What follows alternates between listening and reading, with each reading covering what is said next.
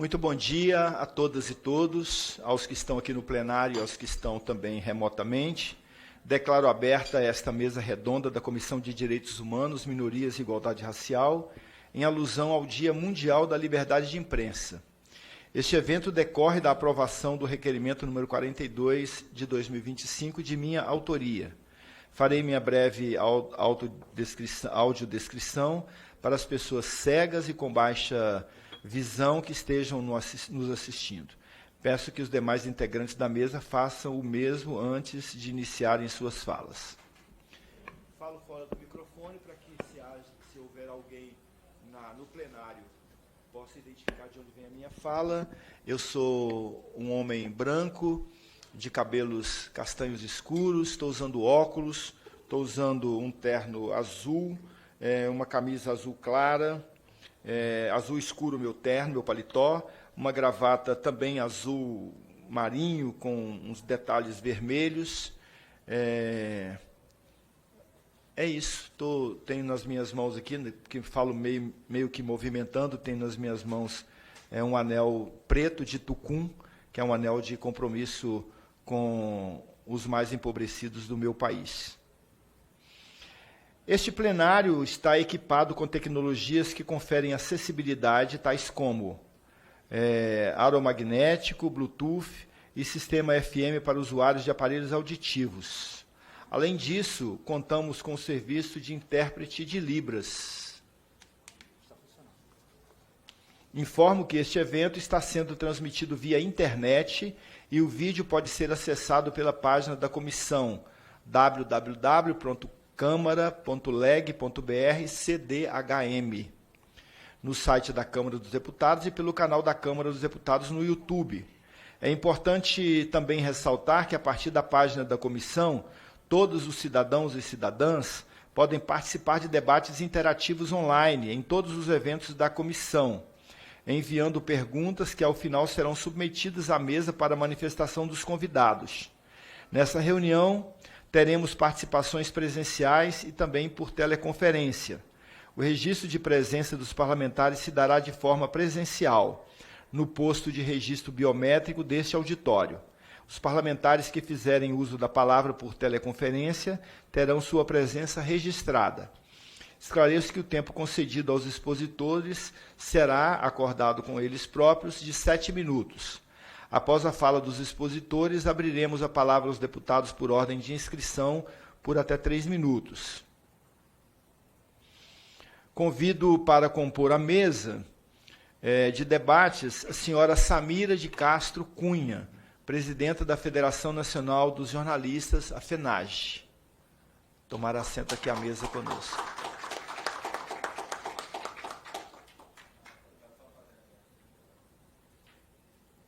Seja muito bem-vinda, Samira. Obrigado a você. Convido também para tomar assento à nossa mesa a senhora Bia Barbosa, representante do Repórteres Sem Fronteiras.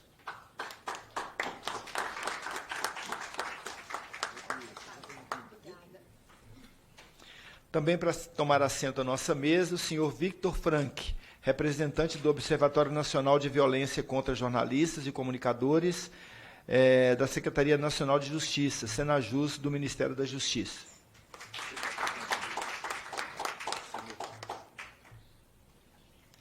Registro também que se encontram no ambiente virtual a senhora Letícia Klein, está aí conosco? Está, né? Letícia, representante da Associação Brasileira de Jornalismo Investigativo, ABRAGE.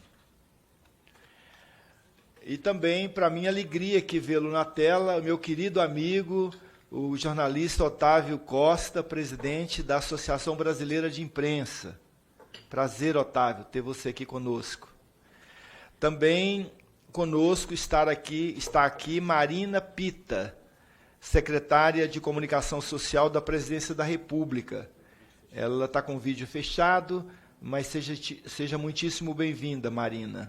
Muito obrigado por sua presença conosco. Também está conosco, né, remotamente, o senhor Igor Martins, Programa de Proteção aos Defensores de Direitos Humanos, Comunicadores e Ambientalistas. O Igor teve um pequeno problema técnico, vai regressar daqui a pouquinho.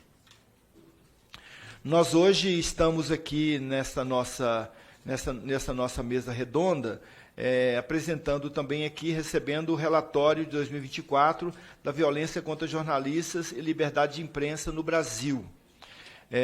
Eu queria aqui ressaltar a importância da imprensa livre, a importância da liberdade de expressão, da liberdade de imprensa, e a importância também de termos no nosso país jornalistas que não se dobraram e que não se dobram aos poderes, e que mantêm firme o seu propósito de levar a boa informação, sem confusão, sem criar confusão no entendimento das pessoas, e também no entendimento de que, quando um jornalista é violado no seu direito, todos somos violados.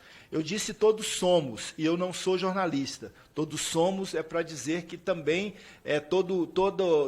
todos aqueles que são amantes da democracia são violados no seu direito, né, mais precípuo. Então, a gente vai começar aqui as exposições. Eu já passo a palavra para a Samira de Castro Cunha, que preside a Federação Nacional dos Jornalistas, a FENAGE. Agradecendo muito, Samira, que vocês tenham proposto esse nosso encontro e que venham enriquecer também os debates aqui na nossa Comissão de Direitos Humanos, Minorias e Igualdade Racial. Com a palavra, Samira de Castro, por 7 minutos. Obrigada, deputado Raymond. Bom dia a todas as pessoas. Bom dia a Bia Barbosa, da Repórteres Sem Fronteiras, ao Vitor, do Observatório da Violência contra Jornalistas, aos que estão online acompanhando, representando várias organizações de defesa do campo do jornalismo. Quero fazer, antes de apresentar o relatório, uma saudação especial ao nosso secretário de Saúde e Segurança da Federação Nacional de Jornalistas, o Norian Segato, que é o responsável por essa pesquisa, junto com os nossos 31 sindicatos de jornalistas filiados à FENAGE. Bom, deputado, o senhor disse muito na sua fala inicial, quando disse que, quando um jornalista tem o seu direito de informar violado, na verdade, todos nós temos o direito de receber a informação violada, né? Isso já diz muito sobre a realidade que a gente ainda vive no Brasil no ano de 2024, que esse relatório ele é anual, ele se refere ao ano de 2024. A FENAGE faz esse levantamento de dados desde o início dos anos 80 e de uma maneira mais perene a partir dos anos 2000. Né? E a partir dessa observação dos relatos de casos que chegam através dos sindicatos ou chegam diretamente, a gente pode categorizar a violência contra os trabalhadores e trabalhadoras da imprensa. Pode passar, por gentileza, a apresentação. A metodologia, como eu falei, a gente recebe relatos diretos pelas vítimas ou pessoas que conheceram vítimas, fazemos um trabalho de checagem via sindicatos ou pelos relatos que chegam via sindicatos, além do que sai, inclusive, na própria mídia. Pode passar, por gentileza. E aí a gente vai ter os principais tipos de violência contra jornalistas. E, antes de detalhá-los, eu queria trazer um dado que é muito importante, que é a síntese desse relatório. Na verdade, a gente registrou, no ano de 2024, 144 ocorrências de violência contra jornalistas no país. Tá? E esse número revela uma redução de 20,44% se comparado ao ano imediatamente anterior, que foi 2023, quando nós tivemos 181 registros. Porém, o que chama a atenção da federação é o fato de ainda estarmos vivendo um patamar elevado de violações ao direito de informar, porque os 144 casos ainda são maiores do que os 135 registrados em 2018. Para a gente fazer um recorte, por que a FENAGE faz esse recorte? Porque essa violência explode no Brasil a partir do ano de 2019, 2020, 21 e 22, com o governo anterior, né, o governo Jair Bolsonaro. Né? Então, a gente tem que fazer esse marcador, que não é um marcador meramente cronológico, mas resulta do fato de que a violência foi institucionalizada durante aqueles 4 anos. ao proferir discursos que descredibilizavam jornalistas, ao atacar veículos de imprensa, aquele governo acabou gerando um clima beligerante contra a imprensa, de uma forma geral. E aí, eu gostaria de citar uma fala de um professor muito querido, um estudioso do jornalismo, Rogério Cristofoletti, em que ele chama a atenção para o seguinte: a gente teve uma redução, sim, de casos, Raymond, em 2024, mas essa violência persistente, ela sugere que nós precisamos reduzir esses números, porque ela está, de certa forma, se estruturando na sociedade brasileira. Então, virou comum atacar jornalista, não é porque você é crítico ao trabalho da imprensa, não é isso. A imprensa precisa ser criticada, né? Precisa ser avaliada. Mas pelo fato de que muitos dos casos acontecem por políticos, assessores, correligionários, eleitores, que simplesmente se acham no direito de ameaçar, de agredir, de processar jornalistas. Tá? Então, pode passar, eu vou me deter um pouco nos números, na verdade. A gente tem, entre essas principais formas de violência registradas no ano de 2024, as agressões físicas no topo, embora tenham reduzido, o assédio judicial, que toma a segunda posição, né, no tipo de violação ao direito de exercer o jornalismo, as ameaças e ataques verbais presenciais, ameaças e ataques virtuais e a censura, né, que é acho que, tirando a violência letal, que nós não tivemos nem o caso em 2024, a censura é uma forma perversa de cercear o trabalho do jornalista, né? Inclusive, ela principalmente atinge a sociedade, porque ela nega à sociedade o direito de ser informada, né? Então, a gente vai ter nesse relatório também todo o levantamento dos casos por região, por estado. Eu não vou me deter muito nos números. A região sudeste, ela continua sendo uma região bastante preocupante para o exercício do jornalismo, mas o relatório também traz uma constatação de que há ataques aos profissionais da mídia em todas as regiões brasileiras. E há um ataque, sobretudo, aos jornalistas hiperlocais, né? Aqueles que cobrem temas como direitos humanos, direitos ambientais, segurança pública e jornalismo investigativo, de um modo geral, estão mais propensos a serem atacados. Quando a gente vai olhar a questão de gênero, a gente tem uma relativa subnotificação de casos de violência por gênero nos relatórios da FENAGE. Historicamente, sempre são mais vítimas do gênero masculino. Mas as vítimas do gênero feminino, elas têm crescido, inclusive tem diminuído a diferença percentual entre homens e mulheres agredidos. E tem, obviamente, casos em que a gente não identifica o gênero da vítima ou não se aplica essa divisão por gênero por serem ataques genéricos a toda a categoria, né? Mas hoje as mulheres são um pouquinho mais de 30% das vítimas, 47 vítimas, com um agravante de que o ataque às mulheres jornalistas, que inicia principalmente nas redes sociais digitais, ele traz fortes componentes de machismo e de misoginia. Então, é tentar retirar a mulher jornalista daquele lugar de empoderamento, daquele lugar de fala que ela tem, desqualificando na sua condição de mulher, né? Então, isso a gente precisa destacar bem. Outro dado que eu queria ressaltar desse relatório são os tipos de mídia mais atacados. Onde é que esses trabalhadores atuam, né, que são muito atacados? E aí a gente tem as mídias digitais, né, com 43% do caso, e as TVs com um pouco mais de 23% dos casos. E aí é um detalhe que é assim, historicamente explicado. Geralmente, quem recebe o primeiro ataque é o profissional de imagem. É aquele que está portando a câmera cinematográfica ou a câmera fotográfica, ou o microfone, no caso dos profissionais de TV. Então, geralmente, eles são primeiramente identificados e, obviamente, atacados. Mas isso não significa que outras mídias né, de órgãos públicos, inclusive, de rádio, assessorias de imprensa também não sejam atacados. E, por fim, para a gente fechar e dar a possibilidade de todas e todos falarem, esse relatório mostra que os políticos, assessores e seus parentes foram os principais agressores de jornalistas em 2024, com 33%. Né? Se a gente ainda for juntar entre os políticos, assessores, parentes e eleitores que se identificam como de direita e de extrema-direita, a gente tem mais de 40% dos agressores nesse espectro ideológico. Então, são esses os números da FENAGE. Um terço de todos os casos são políticos, assessores, parentes, enfim.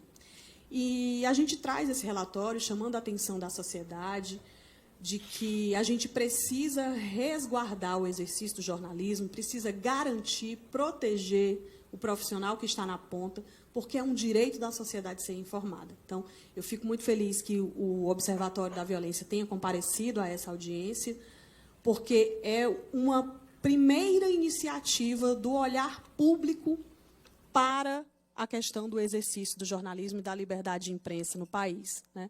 É um observatório que está caminhando, que vai se estruturar para não só monitorar, contabilizar casos, mas, inclusive, para possibilitar a construção de políticas públicas. E outro ponto que eu queria destacar é a questão das violações mais graves, como as ameaças de morte, e outras situações que podem levar a uma fatalidade, né, mais grave, que a gente precisa do programa de proteção a defensoras e defensores de direitos humanos reestruturado e que leve em consideração as nuances dos profissionais jornalistas que precisam ser protegidos dentro dessa iniciativa pública. Né? A gente ainda tem muitas lacunas no PPDDH, a gente precisa reestruturar esse programa, levar em consideração jornalistas e comunicadores, não só que cobrem a questão dos direitos humanos, porque, veja bem, você teve, por exemplo, um caso de assassinato de jornalista no passado que cobria esporte. Né? E a gente precisa compreender que não é só na esfera, na seara dos direitos humanos que a nossa categoria é ameaçada. Por fim, acho que é isso. Eu quero agradecer, deputado Raymond, a oportunidade de lançar o relatório aqui, na sua comissão, presidida pelo senhor. Mostra sensibilidade e mostra que o parlamento brasileiro também tem a obrigação de se debruçar sobre um direito soberano nosso da liberdade de imprensa. Obrigada. Nós que te agradecemos muitíssimo, Samira. Eu vou intercalar. Otávio, posso te chamar? Porque assim eu intercalo com um homem e uma mulher, à medida que for possível, e também um presencial e um remoto, tá bom? Mas eu quero agradecer muito a Samira, enquanto o Otávio se prepara lá, agradecer muito a Samira, que traz assim os dados para nós desse relatório. E ela ressaltou aqui o período do governo anterior, e nós sabemos, de fato, como é que, quando uma violência é instituída, institucionalizada, como é que as pessoas se sentem, na verdade, autorizadas a praticá-la nos diversos espaços onde estão. Então, que bom que a gente tem hoje um relatório, que bom que a gente tem, né, jornalistas espalhados pelo Brasil inteiro que não temem. Quero lembrar aqui de uma mulher que não foi jornalista, mas que trouxe uma expressão que talvez seja uma alcunha para o trabalho do jornalismo, que é uma sindicalista, né, alagoana, que foi assassinada, chamada Margarida Maria Alves, que deu origem, né, à Marcha das Margaridas, que também é uma marcha corajosa, né, uma marcha também de muita agressão. A Margarida Maria Alves dizia: medo nós tem, mas não usa. Né? Então, usar o medo no jornalismo não cabe, né, para aqueles que querem, de fato, levar adiante. E defender o jornalismo livre é defender, né, ao fim e ao cabo, defender a democracia, né, o Estado Democrático de Direito, defender o Brasil. Otávio Costa, querido, que bom ter você conosco aqui. Muito obrigado por sua presença, né, por sua presença tão contundente e por sua militância também na área, que nós conhecemos bem de perto. Um abraço para você, você tem a palavra. Obrigado, Raymond.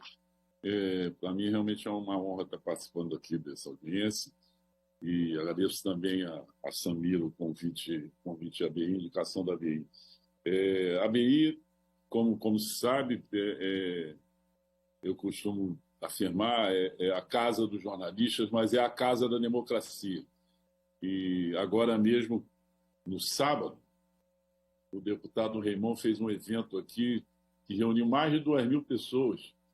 Era um evento do PT, mas que mostra toda essa simbologia desse prédio, né? E esses eventos que sempre enobrecem muito a nossa história. Quer dizer, uma casa aberta para o povo do Rio de Janeiro, uma casa aberta para todos os militantes do Rio de Janeiro, todos os defensores da democracia no país. E não há democracia sem jornalismo livre, né? Isso foi dito pela Samira, foi dito pelo Raymond, e foi dito, inclusive, pelo Papa, né? Esse novo Papa, o novo Papa que é americano, né? O Papa que surpreendeu a todos, e ele, na primeira fala dele, ele se referiu à liberdade de imprensa e se referiu, inclusive, ao fato de hoje haver no mundo mais de 500 jornalistas presos, né? E presos pela atividade deles, né? O que realmente é lamentável, como mais lamentável ainda é a gente saber que mais de 200, quase 250 jornalistas foram mortos na Palestina, né? Mortos em Gaza, com esses ataques genocidas de Israel ao povo palestino. Então, são casos gravíssimos, né? Que a gente acompanha. E, felizmente, no Brasil, após o governo do ex-capitão Bolsonaro, as coisas têm voltado a níveis de razoabilidade, porque nada justifica ataques a jornalistas, nada justifica violência a jornalistas, o que chegou nesse país a um ponto muito alto durante o desgoverno do senhor Bolsonaro, né? Levou, inclusive, a assassinato na Amazônia agora me está faltando o nome, né? Jornalista inglês, e os dois foram mortos ali na Amazônia no auge das violências do governo Bolsonaro contra jornalistas. Eu queria só fazer uma observação que é a seguinte: nesse levantamento, você tem ali os jornalistas são alvo de violência, mas mostra quem ataca principalmente os jornalistas, né? E na cabeça consta políticos, assessores e policiais. Isso tem uma explicação óbvia, porque esses são os alvos de grande parte das denúncias, né? As matérias investigativas, as matérias de denúncias, muitas vezes envolvem políticos e envolvem policiais. Daí a reação contra jornalistas e a violência e as ameaças a jornalistas. Envolvem também, muitas vezes, gente do judiciário. Então, quando a gente olha um dado e caso dado dos ataques a jornalistas, da violência a jornalistas, né? Assédio judicial a jornalistas, e vê de onde parte. Parte exatamente de quem é alvo do nosso trabalho, é alvo das reportagens. Agora, tem um dado que tem me preocupado muito, viu, Raymond? Eu sempre falo sobre ele, que é essa questão do assédio judicial. Tudo bem, o grau de violência, agressão física, ela tem diminuiu bastante com o fim do governo Bolsonaro.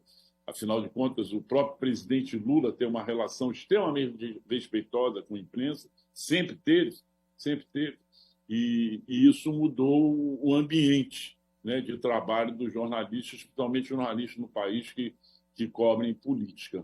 Agora, uma coisa não tem mudado, que é a questão do assédio judicial. Essa é uma arma pesada que esses grupos que a pesquisa aponta, quer dizer, políticos e policiais e gente do judiciário mesmo, utiliza contra os jornalistas. E isso é uma espada de Damocles, é uma coisa que intimida terrivelmente os jornalistas, porque são ações no judiciário, pedidos de indenização por dano moral, pedidos de valores altos, né?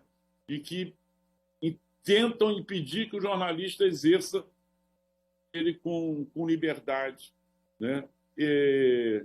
Eu falo isso até porque tem gente que ameaça jornalistas com assédio judicial, com ações na justiça, do próprio judiciário. Eu mesmo sou alvo de uma ação do ministro Gilmar Mendes. Ministro Gilmar Mendes, que tem um problema com imprensa grave, né? Foi o ministro Gilmar Mendes que acabou com a exigência do diploma de jornalista em 2009. É o ministro Gilmar Mendes agora que chamou para si todas as ações que envolvem pejotização do trabalho, ou seja, você perde seus direitos, você abre mão da CLT, da carteira de trabalho, e trabalha como pessoa jurídica. E o ministro Gilmar Mendes acabou de chamar todos os processos para ele, suspendendo as ações na justiça, e, segundo ele, é preciso uma definição do tema por parte do STF. E daí ele ter avocado todas as ações e suspendido todas as ações no país. O ministro Gilmar Mendes tem uma ação contra mim, foi uma capa da revista Isto É, que denuncia um negócio da família dele, no Mato Grosso, e na época que a revista foi publicada, que a capa foi publicada, ele foi procurado pela repórter da Isto É, ele estava em Lisboa, e ele disse que não tinha nada a declarar, né? Depois ele abriu a ação, é uma ação por dano moral, é o chamado que se inscreve perfeitamente como assédio judicial.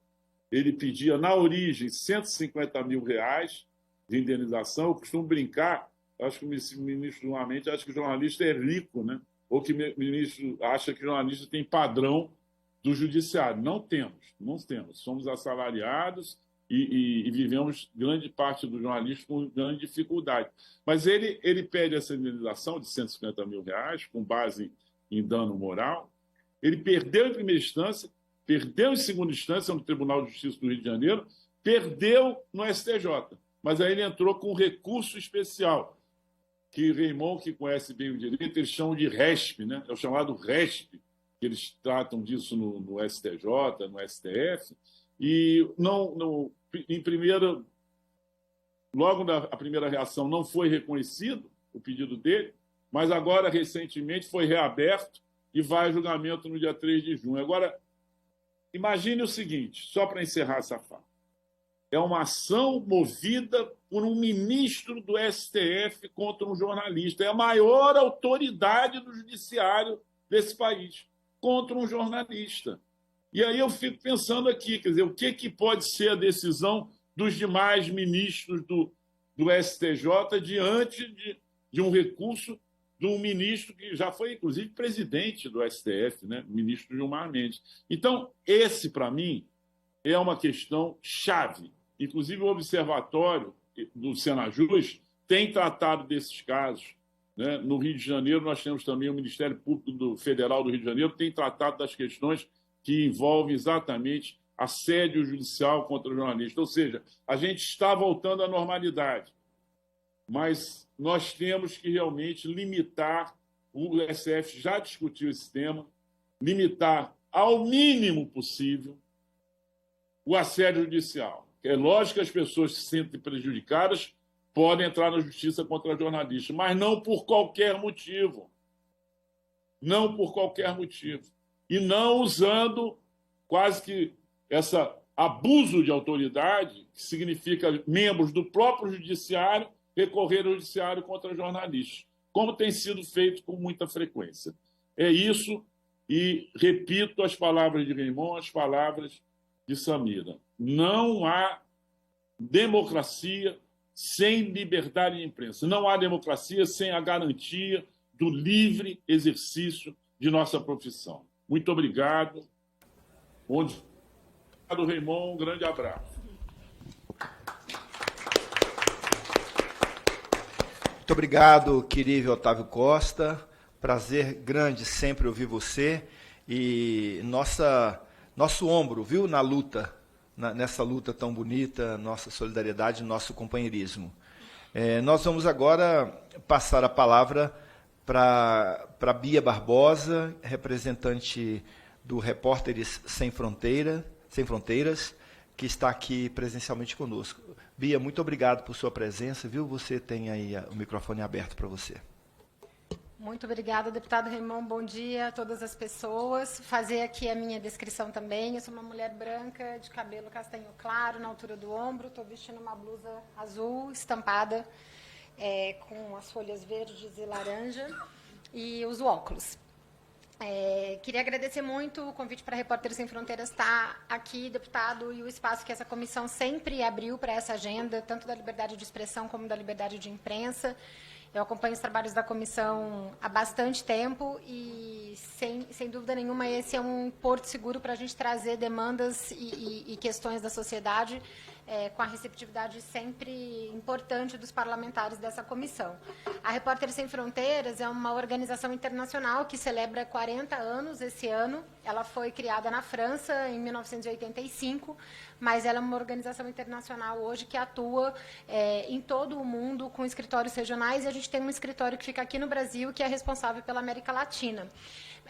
O objeto da nossa discussão hoje é especificamente o Brasil, e aí a gente vai trazer as nossas reflexões sobre o que está acontecendo no cenário brasileiro, à luz do cenário internacional também, e baseado muito no que a Samira já trouxe aqui sobre os dados da FENAGE, inclusive Repórteres Sem Fronteiras, Federação Nacional dos Jornalistas, Abrage, várias outras organizações que estão presentes aqui também compõem hoje uma coalizão em defesa do jornalismo que foi lançada há 2 anos, nos marcos, inclusive, do debate dos desafios trazidos pela cobertura eleitoral naquele momento, e que tem trabalhado junto, tanto do ponto de vista do fortalecimento do Observatório de Violência contra Comunicadores e Jornalistas e também do fortalecimento do Programa Nacional de Proteção.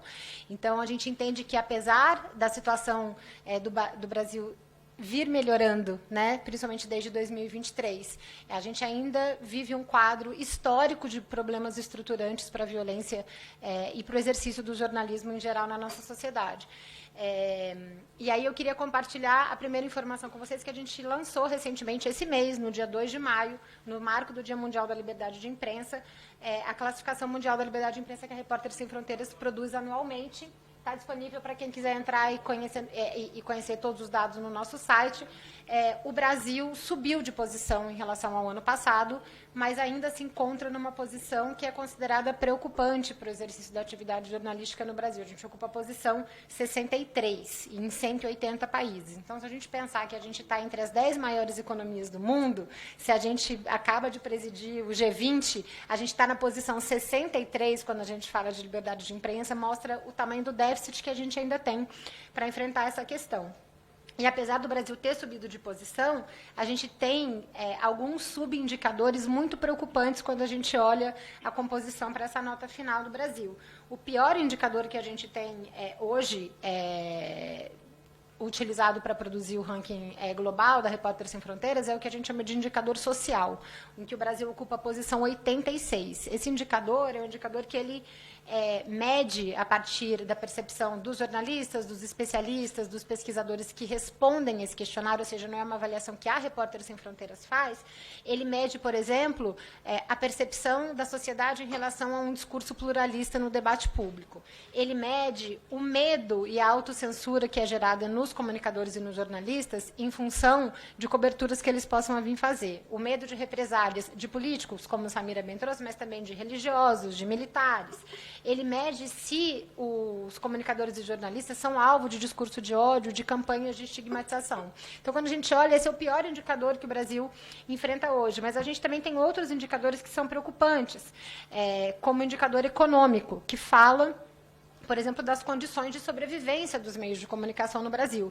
Esse ano, inclusive, globalmente, a Repórteres Sem Fronteiras chamou a atenção porque o indicador econômico de sustentabilidade dos meios de comunicação foi o que jogou a nota dos países mais para baixo globalmente. Hoje a gente tem, pela primeira vez, a maior parte dos países com cenários em que os meios de comunicação não têm condição de saber se eles vão continuar funcionando e produzindo informação e distribuindo conteúdo para a cidadania. E a gente tem, obviamente, o problema histórico que o Brasil enfrenta de segurança e de proteção, que nos coloca numa posição do indicador de segurança na posição 78 em relação ao mundo todo, quando a gente olha só para esse aspecto específico. E aí eu acho que a gente precisa aproveitar espaços como esse, deputado, para a gente entender que os desafios que são históricos, que a gente ainda não conseguiu superar do ponto de vista do exercício do jornalismo no Brasil, que passam pela questão da segurança e da violência contra esses comunicadores, mas passam também pela questão da concentração da propriedade dos meios de comunicação no Brasil, pela ausência de políticas públicas de fomento a pequenos veículos, a essa sustentabilidade econômica que a gente fala, pela impunidade nos casos de crimes contra jornalistas. A gente está às vésperas de marcar os 3 anos do assassinato de Dom Philips e Bruno Pereira, o Otávio mencionou aqui, e a gente ainda está enfrentando desafios para a responsabilização do assassinato de um dos casos que teve uma enorme visibilidade internacional e foi objeto de preocupação do Estado brasileiro, e mesmo assim, até hoje, os responsáveis não foram julgados, né? E a gente acompanha isso internacionalmente também, e nos preocupa, por exemplo, que num ano em que o Brasil vai sediar a COP30, o jornalismo ambiental, os jornalistas que cobrem a agenda ambiental, ou os jornalistas que são indígenas, que são de origem ribeirinha, que são comunicadores populares, que estão dentro da Amazônia produzindo informação sobre o que está acontecendo lá, sejam alvos de violência sistemática e que a gente ainda tem uma resposta insuficiente do Estado brasileiro a essa condição.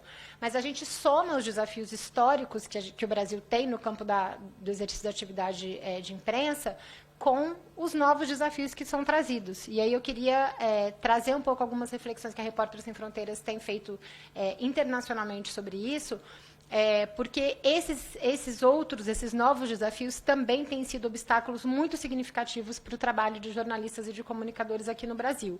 Um deles, inclusive, a gente coordena o grupo de trabalho do Observatório Nacional que trata desse tema, diz respeito aos ataques digitais. Hoje, as redes sociais, elas se transformaram não só em ambientes tóxicos para mulheres, comunidade LGBTQIAP+, para a comunidade negra em geral, mas elas também são ambientes de extrema violência para jornalistas e comunicadores, né? Porque é nesse ambiente que se dá principalmente a disputa entre quem produz e distribui de maneira organizada e arquitetada desinformação sobre todos os assuntos possíveis, sobre mudanças climáticas, sobre políticas públicas, sobre vacinas, né, sobre economia, mas também é nesse ambiente que jornalistas e comunicadores produzem e distribuem informação para fazer frente a essa desinformação massiva. E num cenário em que as plataformas digitais não se preocupam em coibir essa violência de uma maneira sistemática e estruturante, porque interessa a essas empresas o engajamento e a distribuição desses conteúdos, os jornalistas passam a ser vítimas. Eu queria deixar com o senhor um relatório que a gente fez, que a gente lançou sobre as eleições de 2022, na verdade, foi o último que a gente publicou sobre isso, mas a gente fez um monitoramento junto com a Coalizão em Defesa do Jornalismo das eleições em 2024, que fala exatamente das redes de ódio que existem no Brasil contra jornalistas. E os principais alvos, como a Samira já bem trouxe aqui, são as mulheres jornalistas que são vítimas. Quando a gente olha os 10 principais jornalistas que receberam o maior número de ataques na cobertura da última eleição presidencial, a gente tem no topo dessa lista uma maioria de mulheres. E, por fim, para concluir, que acho que meu tempo já deve estar se esgotando, um novo desafio que também a gente precisa enfrentar, e essa casa vai fazer isso, porque a partir de hoje vai instalar e vai começar a funcionar a comissão que vai analisar o projeto de regulação da inteligência artificial, é entender como que essa nova tecnologia pode impactar o trabalho jornalístico. A inteligência artificial ela chega hoje não só para alterar significativamente a forma como se produz e se distribui conteúdos, mas também como se consome, como se acessa esses conteúdos. As redes sociais hoje funcionam por mecanismos de inteligência artificial, usando sistemas de inteligência artificial para recomendar e distribuir seus conteúdos. E há inúmeros estudos, não só daqui do Brasil, mas do mundo todo, que mostram o tamanho do impacto desse modelo de distribuição de conteúdo para a saúde do nosso debate público, para a saúde das nossas democracias. Então, é fundamental que a Comissão de Inteligência Artificial, que começa a funcionar na Câmara hoje, ela possa se debruçar sobre essas questões e ela tenha uma preocupação com a questão da integridade da informação no centro do seu modelo regulatório. Quando a gente fala de integridade da informação, um conceito que as Nações Unidas têm usado, a gente está falando de precisão, a gente está falando de conteúdos não alterados, a gente está falando de conteúdos de confiança, né? E a inteligência artificial, ela ajuda a gente atropelar isso com muita facilidade, tanto do ponto de vista de produção de deepfakes, como que qualquer parlamentar, inclusive, que está aqui, pode ser alcançado, como do ponto de vista de uma distribuição muito rápida e organizada e bem direcionada desses conteúdos para alcançar os objetivos específicos. Então, olhar para os riscos para a integridade da informação que os sistemas de inteligência artificial hoje trazem e colocar isso no centro do debate e da discussão, acho que é uma tarefa importante que a comissão especial, que vai ser presidida pela deputada Luísa Canziani e relatada pelo deputado Aguinaldo Ribeiro, tem como tarefa. Mas tem como tarefa também, e eu termino com isso, deputado, uma preocupação sobre os conteúdos jornalísticos que são usados por esses sistemas de inteligência artificial. Hoje, a gente tem uma raspagem indiscriminada de conteúdos no ambiente digital pelos sistemas de inteligência artificial. A imensa maioria dos conteúdos jornalísticos vem sendo usados sem autorização e indiscriminadamente por sistemas de inteligência artificial para treinar os seus modelos e para treinar os seus sistemas de linguagem. E não há nenhum tipo de compensação e nem de autorização e nem do direito dos meios de comunicação negarem que os seus conteúdos sejam utilizados para o treinamento desse sistema de inteligência artificial. Então, esse aspecto que dialoga com a questão da proteção dos direitos autorais dos jornalistas também é fundamental de ser mantido. O texto do Senado veio com essa discussão, e é fundamental que isso seja mantido na discussão aqui na Câmara também. Eu espero muito, e eu termino com isso, que a comissão aqui na Câmara consiga fazer um debate técnico, que entenda os desafios que estão trazidos pela inteligência artificial, consiga fazer um debate baseado na proteção de direitos dos usuários, que precisam ser protegidos em relação a todas as disrupções que essa nova tecnologia traz para a gente, e não seja contaminada por uma polarização que foi pautada no Senado, de que qualquer regulação da inteligência artificial, assim como aconteceu antes aqui nessa casa com a discussão sobre regulação de redes sociais, significaria uma censura e um impedimento à inovação, né? Acho que a gente precisa avançar nesse debate. Regular a inteligência artificial, assim como regular as redes sociais, não é necessariamente promover censura. A gente tem muitos países que regulam e promovem a censura, e o mapa da Repórter Sem Fronteiras mostra esses países todos, né, em vermelho, numa situação muito preocupante para a liberdade de imprensa, mas o Brasil acho que já deu provas históricas de como consegue regular novas tecnologias, protegendo a liberdade de expressão, mas equilibrando a liberdade de expressão com outros direitos fundamentais. E dentro desses direitos fundamentais estão o direito da sociedade a receber informação e, portanto, o direito dos jornalistas e comunicadores poderem estar nesse ambiente, tendo seus direitos também garantidos. Então, a gente fica à disposição para a discussão e queria parabenizar mais uma vez aqui a FENAGE pelo lançamento do relatório. Muito obrigado, Bia. É interessante que nós falávamos aqui da questão de violência de gênero, né? E nós temos aqui, nesse relatório aqui da RSF, nesse estudo, os mais atacados, de 11, 8 são mulheres. Né? De 11, 8 são mulheres. 70%, né, dos mais atacados aqui são mulheres. A gente vai agora também para mais uma participação remota, e quero já agradecer e abrir o microfone para a Letícia Klein. Letícia representa a Associação Brasileira de Jornalismo Investigativo, a ABRAGE, e quero te agradecer, Letícia. Muito obrigado por sua participação aqui conosco. O microfone está aberto para você. Obrigada, deputado. Eu que agradeço pelo convite, pela possibilidade de participar. Vocês me ouvem bem? Sim, ótimo.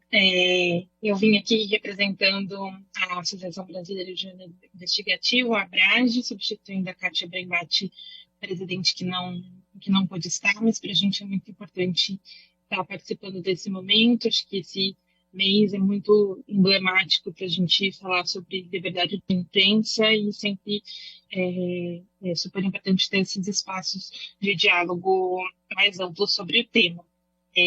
A gente, assim como a FENAGE, que faz esse levantamento super importante e histórico, né, das violações à liberdade de imprensa, né, e violência contra jornalistas no nosso país, a Abrage faz há menos tempo, mas a gente faz em parceria com 17 organizações da América Latina também, né?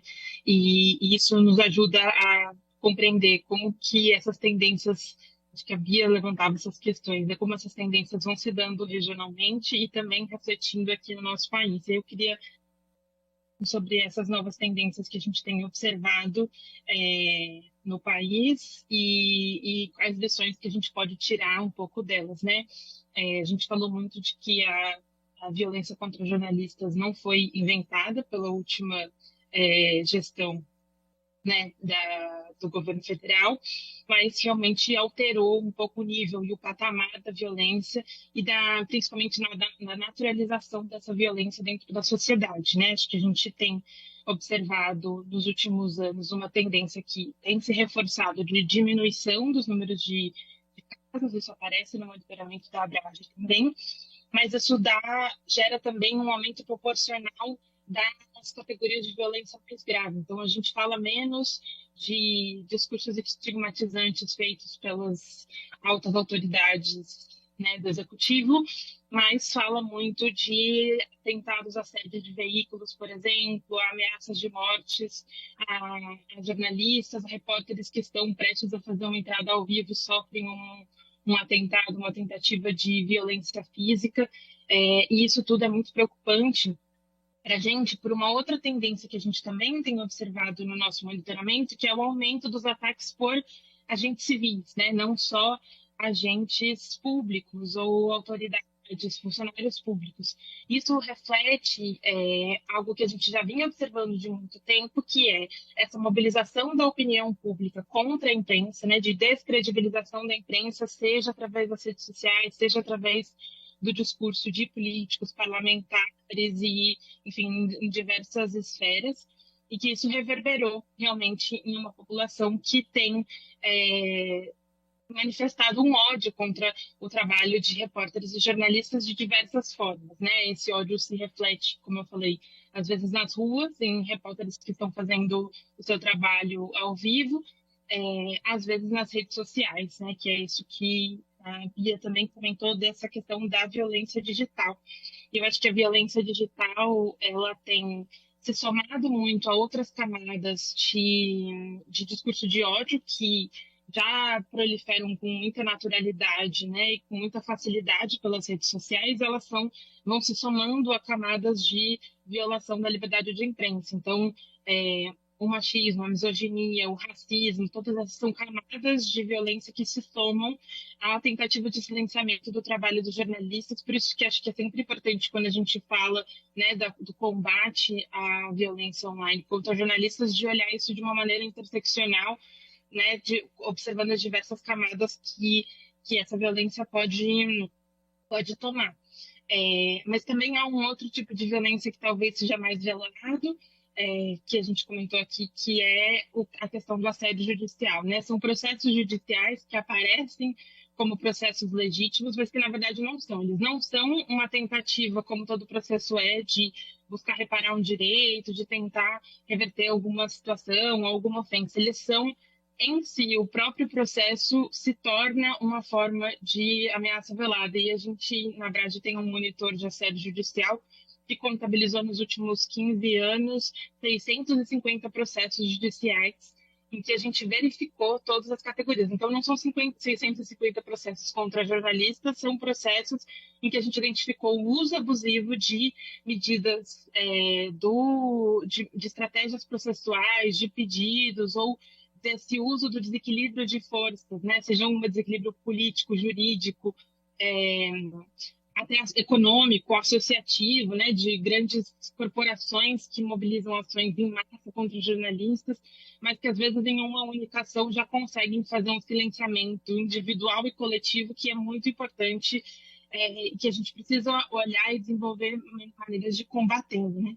Então, acho que quando a gente fala da violência contra jornalistas no Brasil, a gente tem diversas escalas em que isso pode ser observado, né? Se a gente acha que, por um lado, algumas formas de violência estão mais controladas, quando a gente está falando de desertos de notícias, até a gente tem trabalhado um pouco com o conceito de zona silenciada, regiões em que o jornalismo, especialmente investigativo, não pode se desenvolver, porque não existe ali ferramentas nem de sustentabilidade, nem de segurança do jornalista para conseguir exercer o seu trabalho de investigação, e isso faz com que a população que está nessas regiões não tenha acesso a uma informação de qualidade, como a informação que o trabalho jornalístico pode trazer, né? Isso é especialmente sintomático quando a gente está falando da cobertura ambiental, quando a gente está falando das zonas silenciadas próximas da região amazônica. A gente até, ano passado, lançou um relatório comparando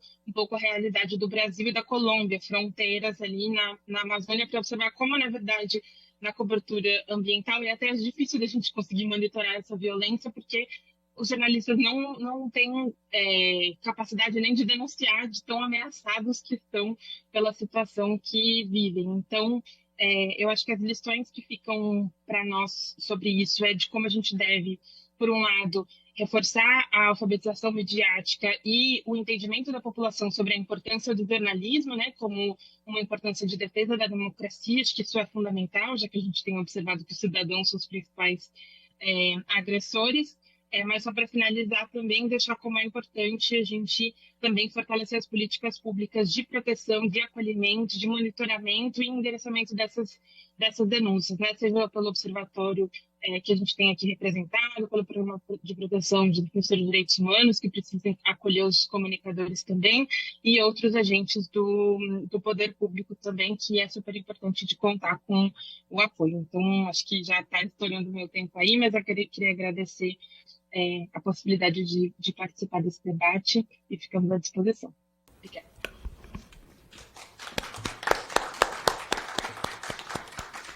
Muito obrigado, Letícia. Obrigado por sua participação aqui conosco. Obrigado pelo trabalho da Abrage, importantíssimo para a gente levar adiante aquilo que precisa ser levado, né, no jornalismo investigativo. Nós vamos agora voltar aqui à mesa.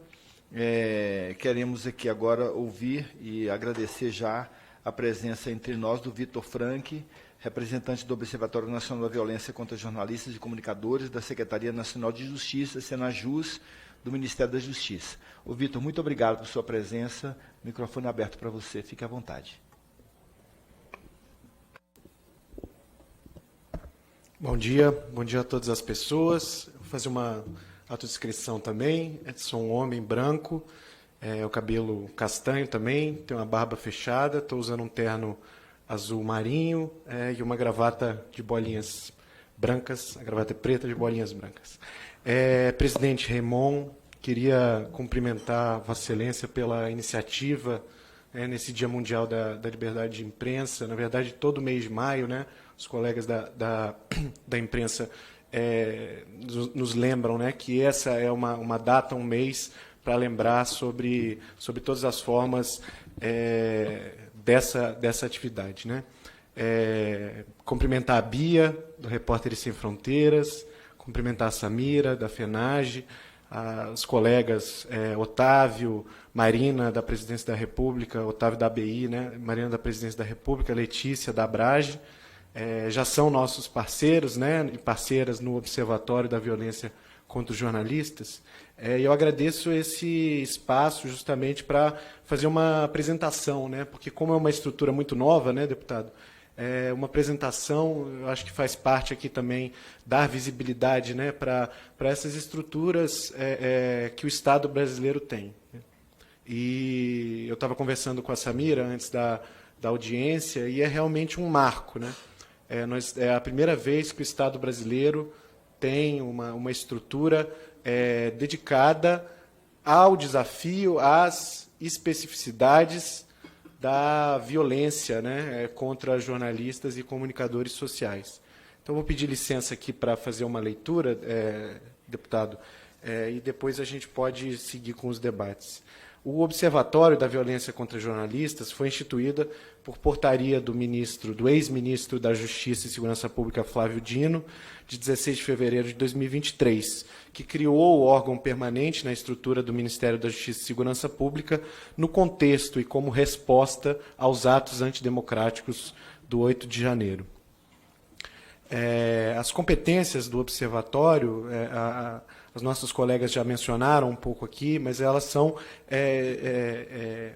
competências para monitorar os casos, né, de violência, a violência nas suas mais diversas formas, seja física, psicológica, assédio judicial, que não deixa de ser uma forma de violência também, né, apoiar as investigações, né, em curso das autoridades competentes, criar e manter um banco de dados com indicadores dessas violências, e aí eu cumprimento o lançamento, né, desses 2 relatórios nesse ano, que vão certamente nos ajudar, ajudar o Estado brasileiro a ter números oficiais, né, porque as entidades da sociedade civil são parceiras e realizam um trabalho extraordinário nesse sentido de produzir evidências para que o Estado possa produzir políticas públicas. Mas nós, enquanto Estado, também precisamos de números oficiais, né, precisamos produzir indicadores íntegros e corretos sobre esse tipo de violência.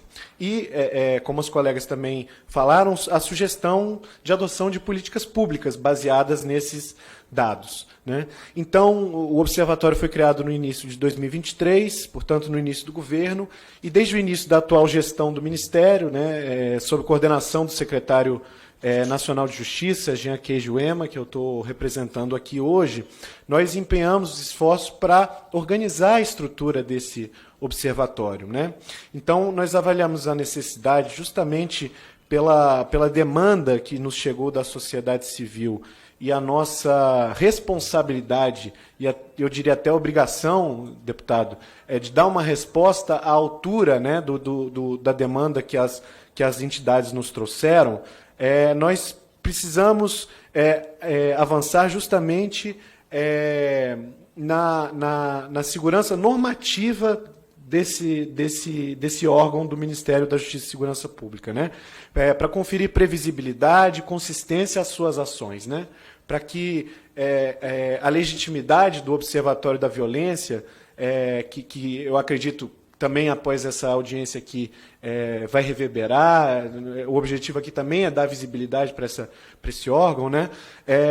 Que a legitimidade ela seja refletida por meio dos procedimentos que o observatório adotar, né? Então, além de uma composição mista entre sociedade civil e governo, nós teremos, nós já instituímos, né, já está rodando, como as colegas comentaram, grupos de trabalho específicos para orientar a formulação das políticas públicas. Então, nós temos grupos, e aí eu recordo da fala da Samira, justamente com base no relatório, nós temos grupos de trabalho sobre a temática do assédio judicial, sobre ataques virtuais a jornalistas, e um grupo de trabalho todo dedicado à proteção de vítimas, né, dessas violências e à prevenção também desses tipos de violência. Então, nós reformulamos a composição do observatório para deixar a representação do governo federal, dos órgãos do Poder Executivo mais robusta.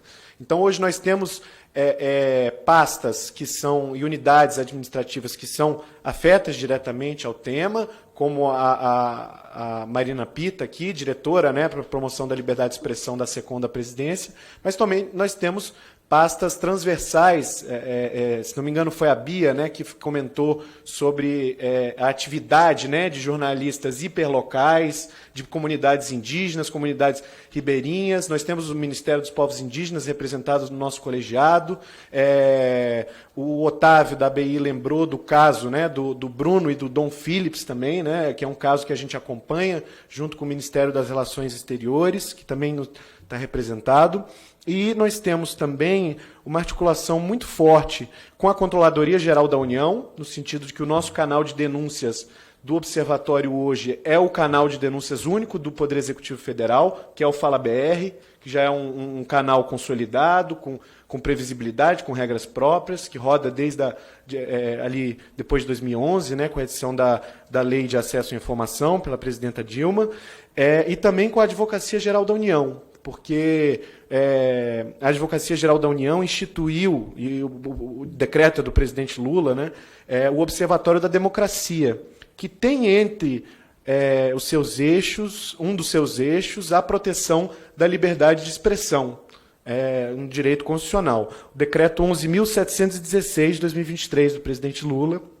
Então, a partir disso, também, nós temos uma articulação forte com a Advocacia Geral da União para reforçar as atividades do Observatório. Então, esse foi um pouco do trabalho que fizemos durante o ano de 2024, deputado. E já no primeiro trimestre de 2025, nós editamos a portaria do regimento interno com os integrantes, né, algumas das colegas aqui que estão dividindo a mesa aqui redonda conosco, fazem parte do observatório, colegas do Executivo Federal, como o doutor Igor, né, do PPDDH, o Programa de Proteção aos Defensores de Direitos Humanos, do Ministério dos Direitos Humanos. E também, recentemente, deputado, nós recebemos, o Poder Executivo como um todo recebeu, né, a visita do relator especial da liberdade de expressão da Comissão Interamericana de Direitos Humanos, da OEA, né, o senhor Pedro Vaca. Foi um convite do governo brasileiro para que ele estivesse aqui, justamente para ele fazer um relatório, a OEA, a Organização dos Estados Americanos, fazer um relatório sobre a situação da liberdade de expressão no Brasil. Então, eu quero agradecer pelo espaço, dizer que os canais do Ministério da Justiça e Segurança Pública estão disponíveis no site, né, do Ministério, e também deixar um convite, né, deputado, como presidente da Comissão de Direitos Humanos, Minorias e Igualdade Racial da Câmara dos Deputados, de estar conosco lá no Observatório da Violência, né. Nós pretendemos fazer uma próxima reunião do Conselho no começo de junho, mais tardar na segunda semana de junho, então deixar o convite também, em nome do secretário Jean Ema, para conhecer um pouco mais da nossa estrutura e do nosso trabalho. E eu não podia deixar também de reconhecer aqui e cumprimentar as minhas colegas do Ministério da Justiça que estão aqui conosco, a Cíntia, que é a coluna vertebral do Observatório, a Fabiana, nossa gerente de projetos, a Camila, nossa estagiária, que está também ajudando bastante, e a Nayara, que está aqui no trabalho cotidiano dela, né, que é acompanhar aqui o processo legislativo em nome lá da Secretaria de Assuntos Legislativos do secretário Marivaldo Pereira. Então, eu deixo meu cumprimento, meu agradecimento e uma honra estar aqui dividindo esse espaço com vocês.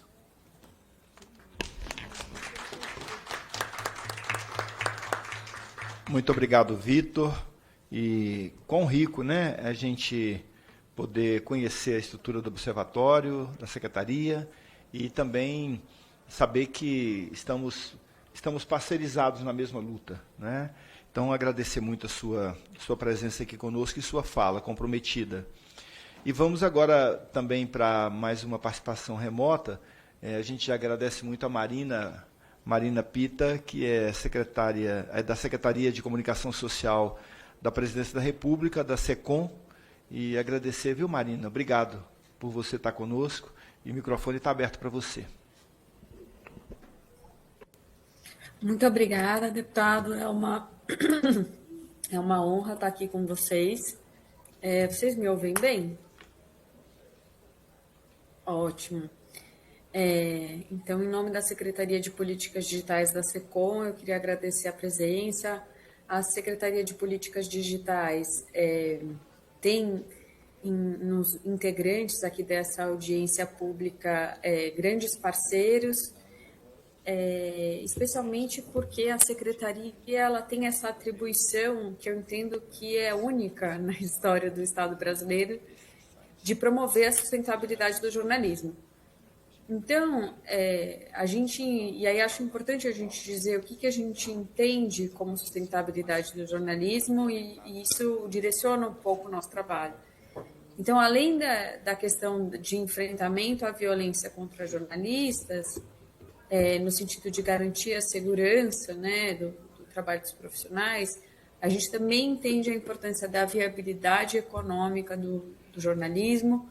Nós também entendemos que é preciso que exista uma valorização da profissão, do trabalho e do resultado desse trabalho na sociedade, e essa é uma questão que a gente precisa discutir para garantir, né, que o jornalismo ele tenha espaço, que ele seja valorizado. A gente também entende que um ecossistema tecnologicamente aberto para o jornalismo é fundamental, no sentido de, a partir dos avanços tecnológicos, enfim, seja na imprensa ou seja hoje no ecossistema digital, que o jornalismo possa circular livremente, né? Que as pessoas, inclusive, possam compartilhar os conteúdos e a gente possa ter meios abertos para que esse conteúdo chegue às pessoas e, finalmente, a gente precisa garantir o acesso da população ao jornalismo. Eu queria me deter aqui no elemento da viabilidade econômica e nessa, digamos, abertura do ecossistema tecnológico para o jornalismo, porque são duas frentes que a Secretaria de Políticas Digitais tem investido muito fortemente. Então, a gente mandou um projeto para o Fundo Nacional de Desenvolvimento Científico e Tecnológico, a partir de um edital aberto pelo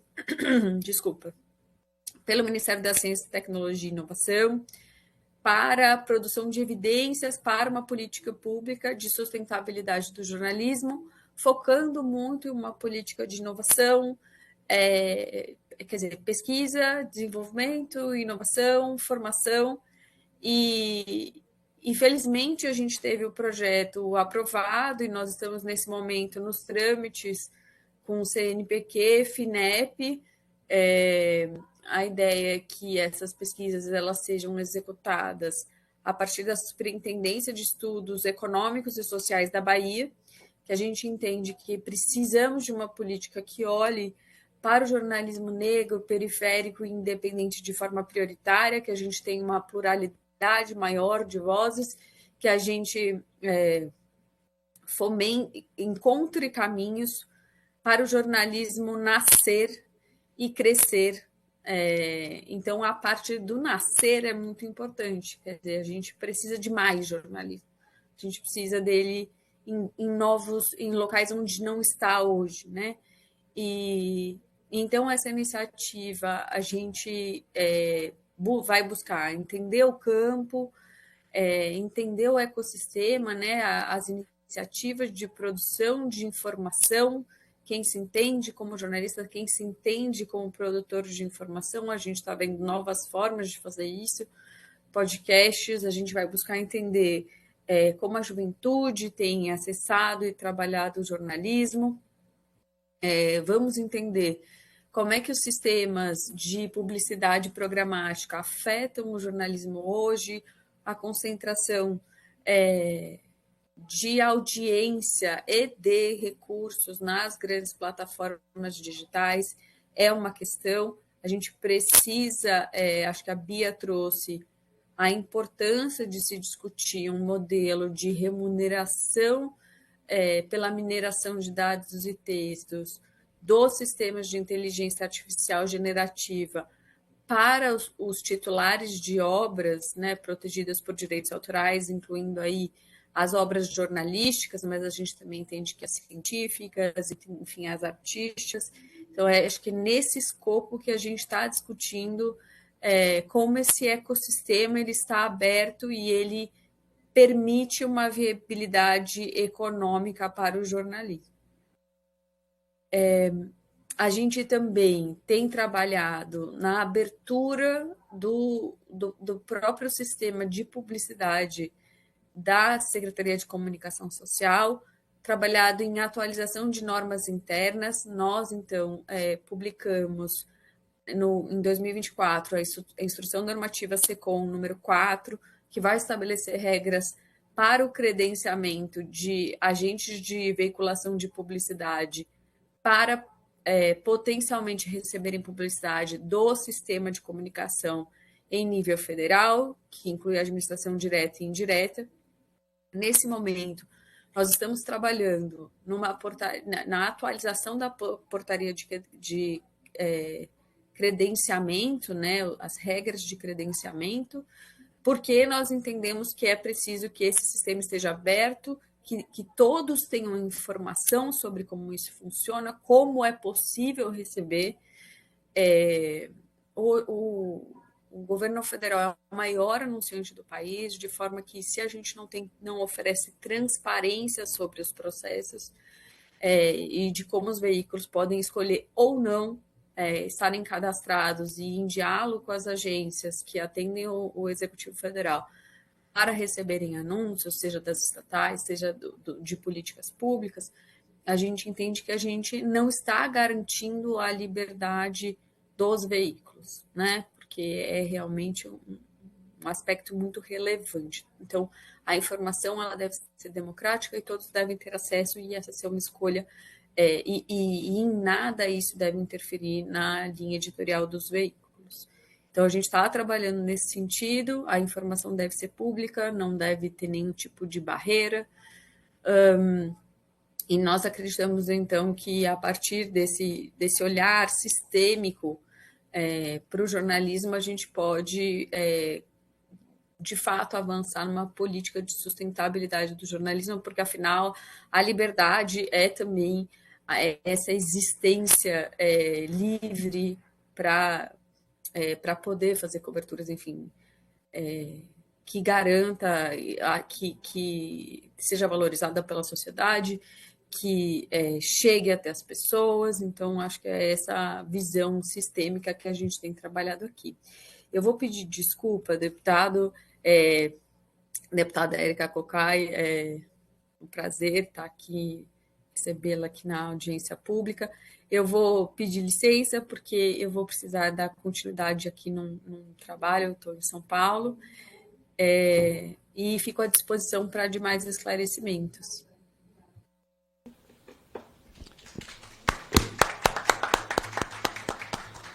Muito obrigado, Marina. Obrigado por sua participação aqui conosco. A gente, durante a sua fala, a gente foi enriquecido aqui na comissão com a presença dessa deputada que nós amamos, deputada Érica Cocai, essa guerreira, né? Essa mulher da luta, mulher da luta nossa. E com a sua fala, Marina, a gente encerra as exposições da mesa. Mas a gente abre também para que outras pessoas falem, e, portanto, se alguém quiser usar da palavra, pode se inscrever aí, que a gente consegue visualizar daqui mesmo.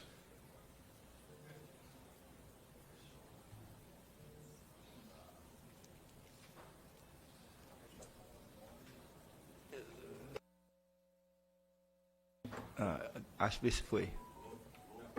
Vê agora se dá. Não? Nós vamos acertar.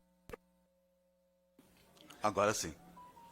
Te peço que diga seu nome, a sua instituição, fazendo favor para ficar registrado aqui na ata. Bom dia, sou Norian Segato, diretor do Sindicato de Jornalistas de São Paulo e secretário de Saúde e Segurança da FENAGE.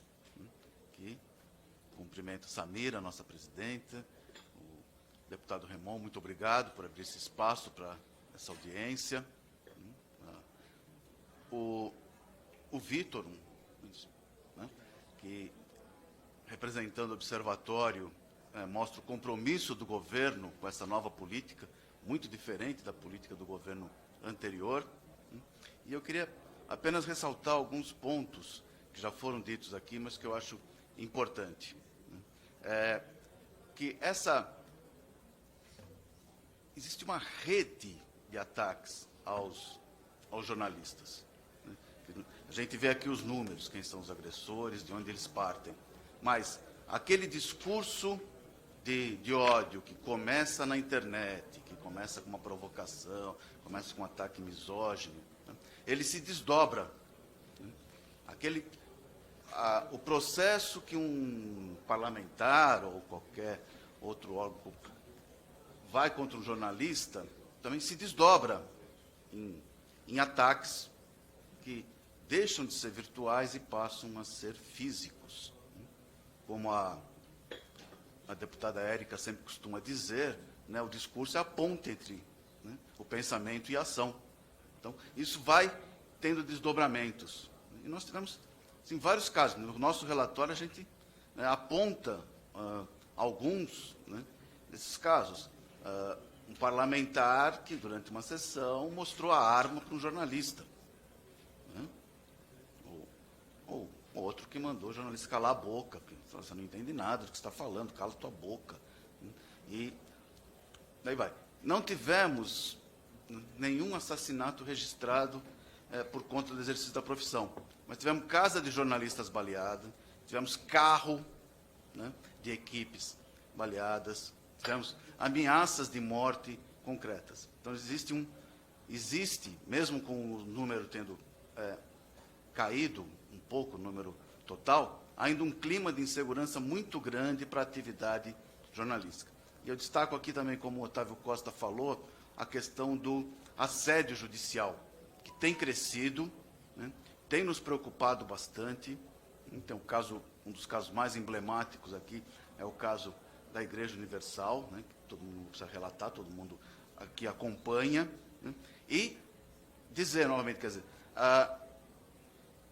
o assédio, ele não é um mecanismo de reparação por um erro que a imprensa pode cometer. Isso toda pessoa tem o direito de fazer, né? Mas é uma instrumentalização da justiça para coibir a liberdade de expressão. E é contra isso que nós temos que estar atentos. Então, há um conjunto de ações que tanto a sociedade civil quanto o governo precisam estar implementando para a gente melhorar esse ambiente, porque isso afeta diretamente a democracia no país. E quando a gente fala isso, não é somente o que a gente tem registrado, não é somente os grandes veículos, os jornalistas com maior visibilidade que são atacados. Cidades menores, cidades pequenas, também tem. E esses jornalistas, muitas vezes, têm muito menos, são mais vulneráveis, né, têm menos condições de se garantir com isso. Então, há esse espalhamento. Né, por isso é necessário, como foi dito aqui, a regulação das mídias. Por isso é necessário também que o Parlamento, né, acelere a votação da PEC do diploma de jornalismo, para a gente valorizar a profissão, né, e tentar coibir as deepfakes, fake news e uma série de aventureiros de mídia que se utilizam desse instrumento para poder fazer. Então, eu acho que a gente tem esse complexo de coisas, né? Isso no nosso ambiente, sem falar do ambiente internacional, que por conta principalmente de Gaza houve um número excessivo, né, histórico, nunca antes na história do mundo um conflito gerou tantas mortes. E eu acho que é dever do governo brasileiro também se posicionar em relação a isso, né? Sei que o governo está empenhado na paz, na busca da paz, mas é necessário, a meu ver particular, que o governo tenha coragem de romper relações com Israel enquanto esse conflito perdurar. Muito obrigado. Nós que agradecemos. Mais alguém que se inscreve? Aberto o microfone para você. Queria que você se identificasse e dissesse de onde vem, por favor. 3 minutinhos. Eu ou ele? Você? Eu? Ah, tá. Você. Desculpa. Bom dia. Eu sou Paulo Tadeu, me chamo, né? Sou indígena Macuxi, jornalista, presidente do Sindicato dos Jornalistas do Estado de Roraima, sou ativista dos direitos humanos, conselheiro do CONANDA, representando a FENAGE. Faço parte de um coletivo, Informe Popular, que é um coletivo de mídia alternativa, que atua na Amazônia brasileira.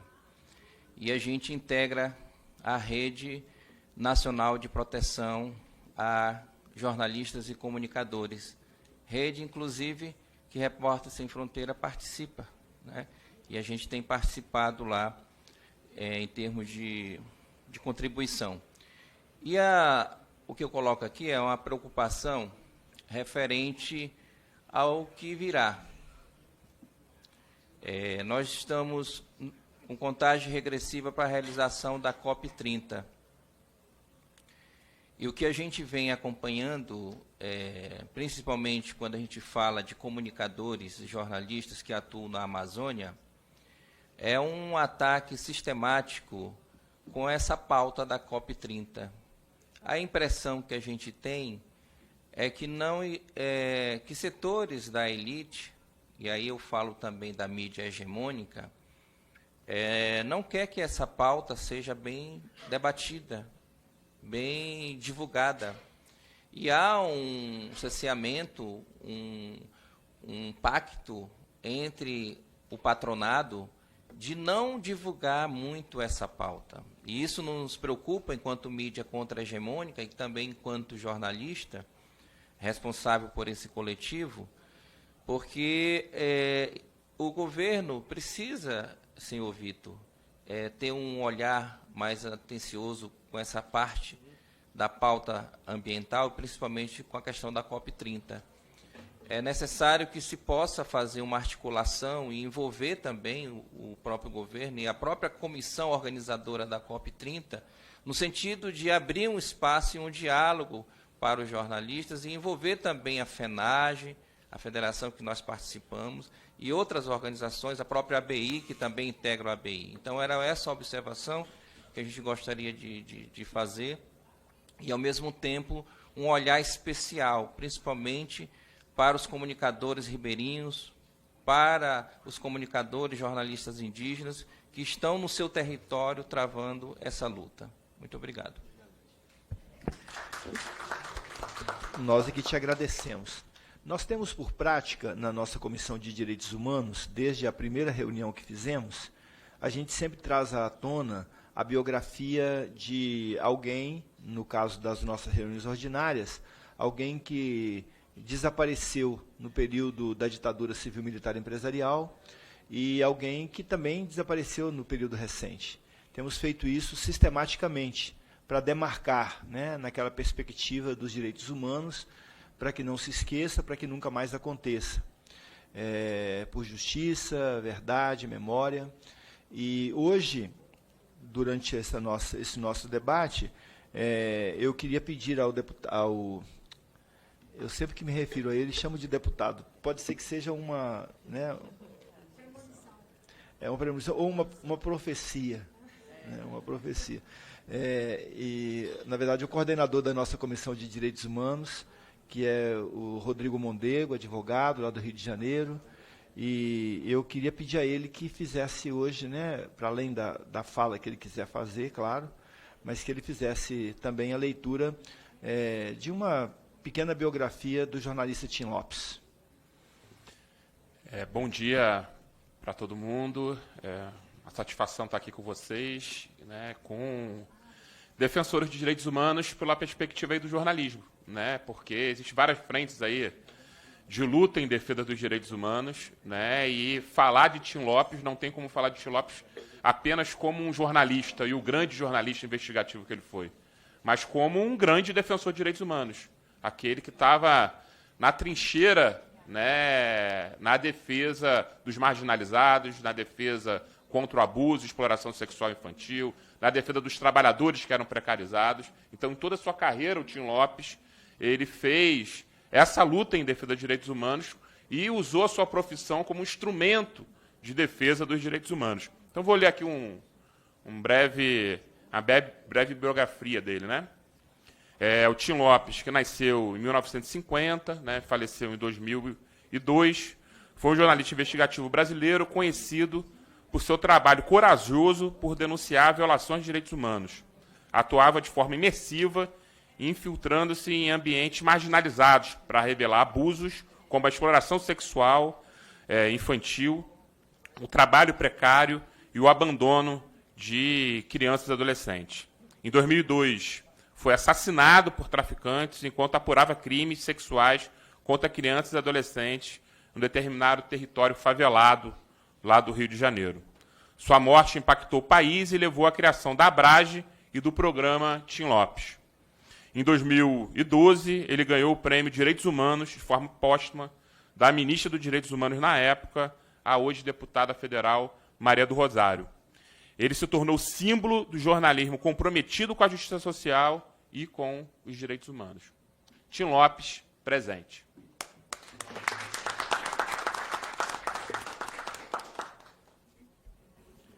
Obrigado, Rodrigo. Mais alguém quer usar da palavra? Passar a palavra, então, para a nossa companheira. Passar para a mesa, então, para a mesa fazer suas considerações. Otávio, Letícia, quem mais está aí à distância, só os dois. A gente vai passar também para as considerações finais. Começo aqui com a mesa e vou distribuindo, tá bom? Então, vamos começar na ordem inversa. Eu vou começar, então, aqui agora com o Vitor, para as suas considerações finais. Bem, obrigado, presidente. Queria cumprimentar a presidenta também, Érica Cocai, deputada aqui do Distrito Federal. Queria agradecer mais uma vez pelo espaço, ouvir com muita atenção os colegas, cumprimentar o doutor Mondego também, que eu ouvi agora, um prazer te conhecer, já conheço o seu trabalho. E colocar mais uma vez, deputado, o Ministério da Justiça e Segurança Pública à disposição dessa comissão, dessa casa, para aprofundar no debate, né? Nós tratamos aqui de alguns temas específicos, né? Nós tivemos, inclusive, uma ação em outubro de 2024, até eu lembro do trabalho da Bia nesse sentido, do relatório do Repórteres Sem Fronteiras, uma sinalização, uma comunicação do governo federal no sentido do aumento de casos de violência nos períodos eleitorais, né? E aí eu imagino que estatisticamente isso possa se refletir também, que as violências elas são mais agudas e mais localizadas nas eleições municipais, né? Eu acho que isso é um problema que a gente tem que enfrentar também, e aí também cumprimentar a questão que o colega trouxe na cobertura, né, dos eventos internacionais, principalmente da COP30, né, que teremos esse ano no Pará, e dizer que o observatório está aberto para receber esses relatos, essas comunicações. É importante que isso chegue, né, até a gente, para que a gente possa dar o tratamento adequado, né? Nós temos representações do Ministério das Relações Exteriores, no Observatório, do Ministério dos Povos Indígenas, como eu mencionei, do Ministério dos Direitos Humanos e de outras pastas que, com certeza, vão poder dar o encaminhamento justo e adequado para as demandas. Então, colocar mais uma vez que esse canal de denúncia está disponível no site do Ministério da Justiça e Segurança Pública, né, um formulário, e os nossos contatos também institucionais aí à disposição dessa comissão para o que for necessário. Então, saudar mais uma vez a iniciativa da Samira, Bia, o deputado Raimon, presidente dessa comissão, Letícia, Otávio, Marina, que já nos deixou, nesse sentido de fortalecimento dessa rede aí de proteção da liberdade de imprensa. Muito obrigado. Muito obrigado, Vitor. Passo a palavra, então, para a Letícia Klein, que está remotamente conosco. Obrigada, deputado. Eu quero só agradecer a oportunidade de participar dessa mesa, desses debates. Acho que foi super importante, a gente conseguiu tratar e demarcar os principais desafios, né, do exercício do jornalismo no Brasil, que, por mais que a gente tenha observado essa melhora, acho que a gente não pode dizer que o Brasil é um país ainda seguro e tranquilo para exercer jornalismo, especialmente se a gente está falando de comunicadores populares, comunicadores sociais, né, jornalistas indígenas em contextos mais vulneráveis. Então, acho que da mesma forma como que a gente conseguiu pontuar os desafios, acho que a gente também tem diversas oportunidades, não só né, de regulamentações, que o Brasil pode ser pioneiro em relação à proteção dos jornalistas e da integridade da informação mesmo diante das novas tecnologias, mas também de firmar e fortalecer políticas públicas que podem ser exemplos, inclusive regionais e para o resto do mundo, de políticas públicas de proteção, acolhimento e defesa de jornalistas, como o Observatório e o PPDDH. Então, fica aqui nosso apelo para o fortalecimento e atuação cada vez mais forte dessas iniciativas e seguimos à disposição. Obrigada. Obrigado, Letícia. Muitíssimo obrigado. Com a palavra, Bia Barbosa, Repórteres Sem Fronteiras. Obrigada, deputado. Saudar também a deputada Érica aqui, aliada dessa agenda há muitos anos. E agradecer o compromisso, como eu falei no começo aqui da comissão, mas dos parlamentares que acompanham também sobre essas agendas. Eu queria fazer 2 comentários muito rápidos, dialogando com 2 pontos que o Norian trouxe e que o Paulo Tadeu também. Queria comentar sobre a questão de Gaza. A Repórteres Sem Fronteiras faz um trabalho internacional de monitoramento dos assassinatos de jornalistas em Gaza. Queria trazer alguns números para dialogar com o que o Norian falou. A gente tem, nesse conflito, pelo menos 200 jornalistas e comunicadores mortos, pelo menos 44 comprovadamente no exercício da sua atividade no momento do assassinato. Então, foram vítimas ou de veículos que foram visados, prédios de redação que foram visados, sedes de empresas de comunicação que foram visadas pelo governo de Israel. E a Repórteres Sem Fronteiras já levou 4 casos específicos para o Tribunal Penal Internacional, apontando crimes de guerra pelo Estado de Israel, pelo fato de assassinarem jornalistas em cobertura de um conflito, né, no suposto conflito. Então, queria compartilhar essas informações porque, de fato, quando a gente fala que é o maior conflito, eu nem caracterizo pessoalmente como um conflito, acho que o que está acontecendo ali, na minha perspectiva pessoal, é um genocídio, mas jornalistas mortos, considerando jornalistas mortos em conflito, a Repórteres Sem Fronteiras já tem pelo menos 44 comprovadamente, 4 casos por crimes de guerra levados ao Tribunal Penal Internacional. E sobre o que o Paulo trouxe, dialogar sobre a agenda da COP, eu mencionei rapidamente isso aqui na minha fala inicial.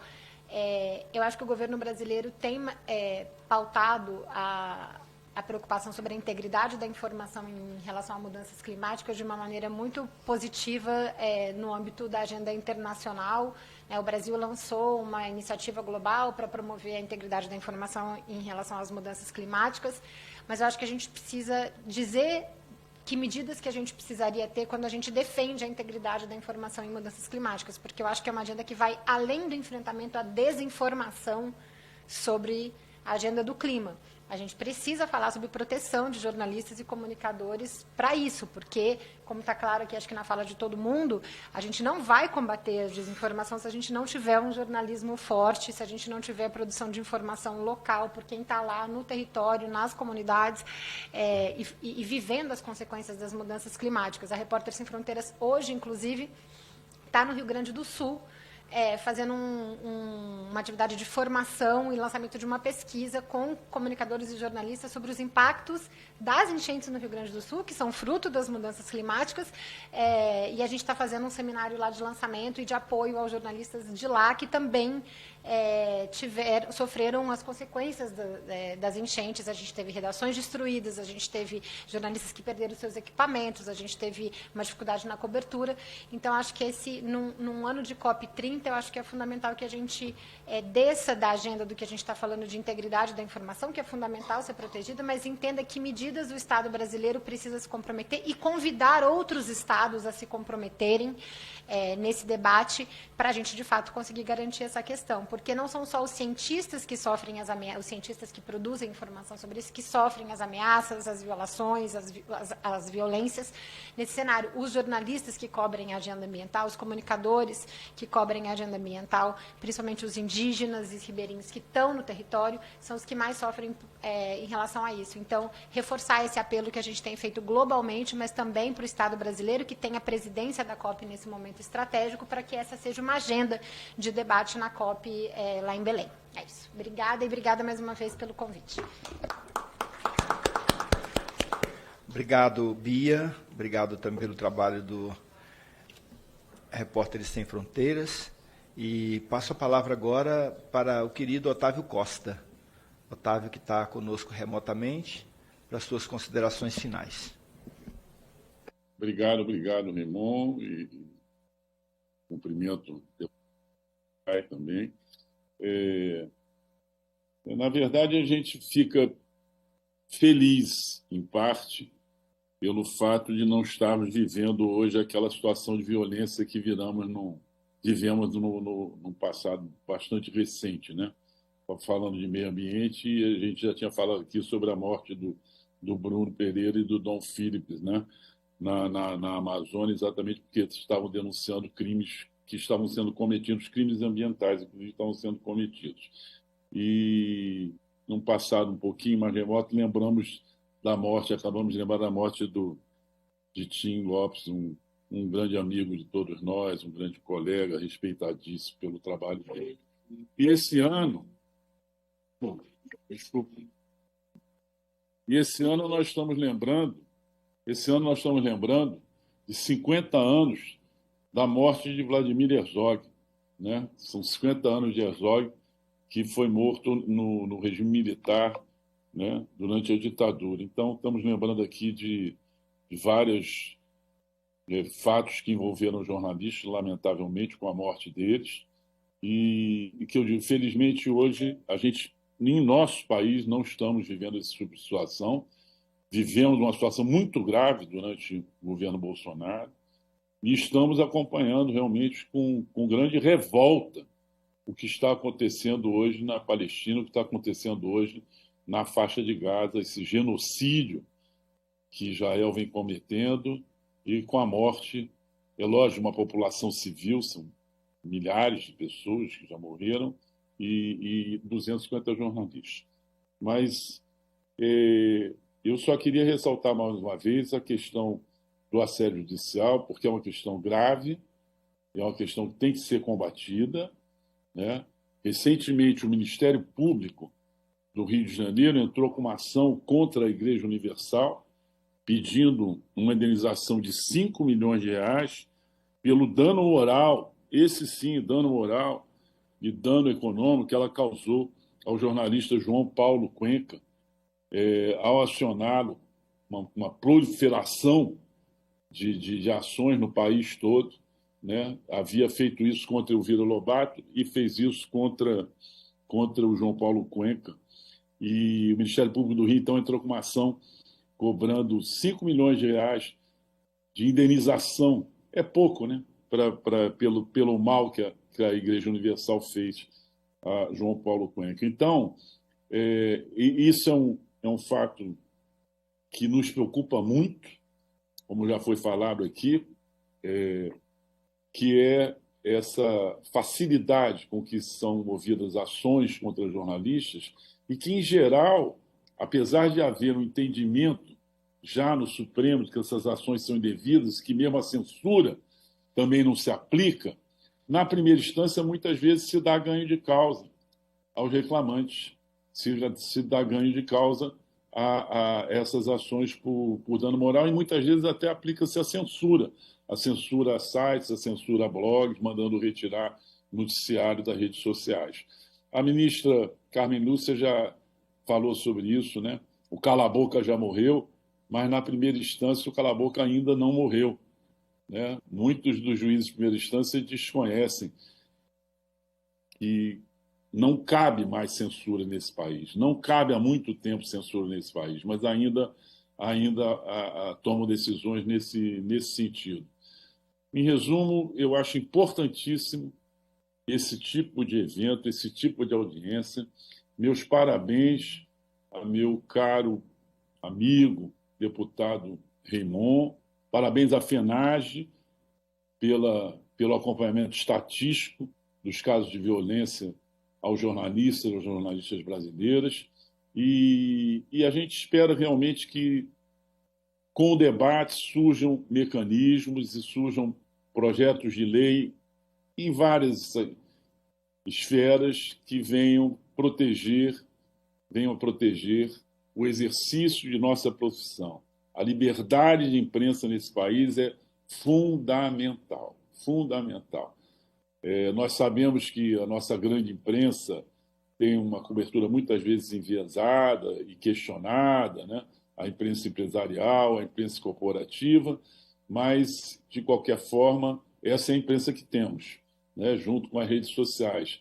E importante é que você tenha um jornalista trabalhando com plena liberdade de ação. Isso é fundamental para o futuro da democracia no Brasil. Muito obrigado mais uma vez. Parabéns, deputado Reimon. Muito obrigado, Otávio. Nós aqui te agradecemos muitíssimo. Muito obrigado. E para a consideração final também, a querida Samira de Castro Cunha, presidenta da FENAGE.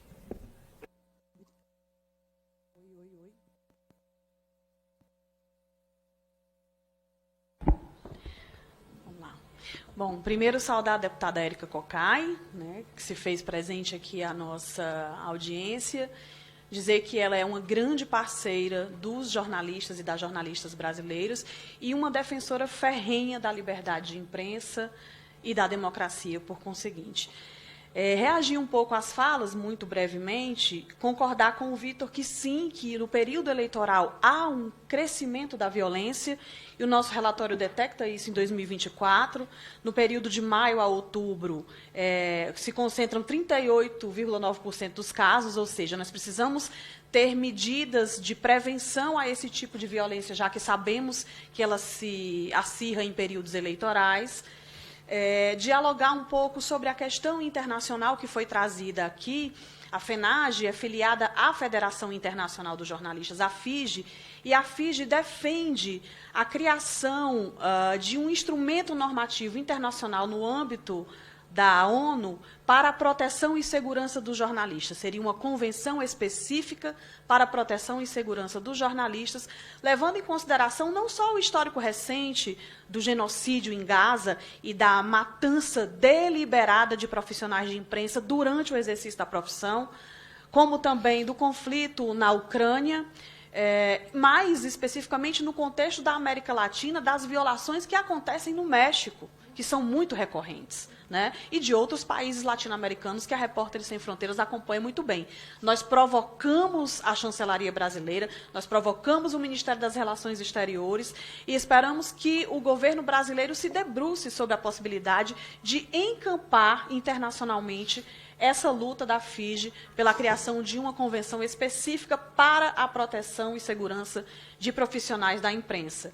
Por fim, dizer que, em relação à mudança do clima, a gente também tem instado os jornalistas brasileiros e internacionais a assinar uma carta internacional reconhecendo que não existirá jornalismo num planeta morto.